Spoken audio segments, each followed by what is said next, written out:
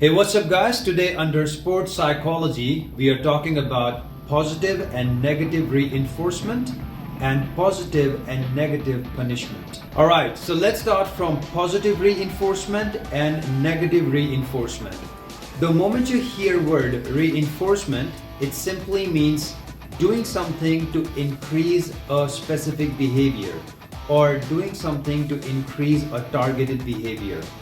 And to increase a certain type of behavior, we can add on to few things or we can remove few things. Starting from positive reinforcement, it means adding something to increase a specific behavior. For example, a strength and conditioning specialist notices that her athlete is struggling, yet working very hard to be able to accomplish a full range of motion for barbell back squat exercise, gets a praise in front of the entire team after the practice session was over. This adding the praise is an example of positive reinforcement. Alright, now let's talk about negative reinforcement. It means removing something to increase a specific behavior.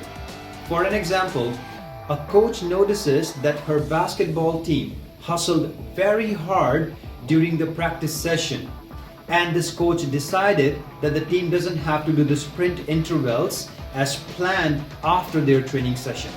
So removing the sprint intervals from their training session to encourage their hardworking behavior is an example of negative reinforcement. Okay, now let's talk about positive punishment and negative punishment. Whenever you hear word punishment, it simply means doing something to reduce a type of specific behavior, and we can add or remove something to decrease a type of behavior. Let's talk about positive punishment. It means adding something to reduce a specific behavior.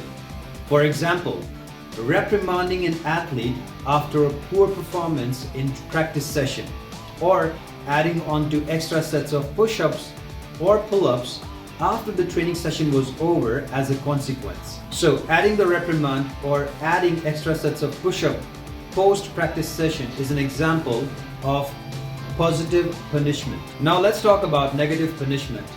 It means removing something to decrease a specific behavior. For example, a coach notices that her athletes are using their smartphones while practice session. So this coach decided to not give protein bar which these athletes were supposed to get post their practice session. So removal of the protein bar is an example of negative punishment. To summarize guys, reinforcement is done to increase, to encourage a type of behavior, and it can be negative or positive. If something is added, that means is a positive reinforcement. If something is removed, that means it is negative reinforcement. However, punishment is given to decrease a specific behavior. And when you add something to decrease a behavior, it is positive punishment.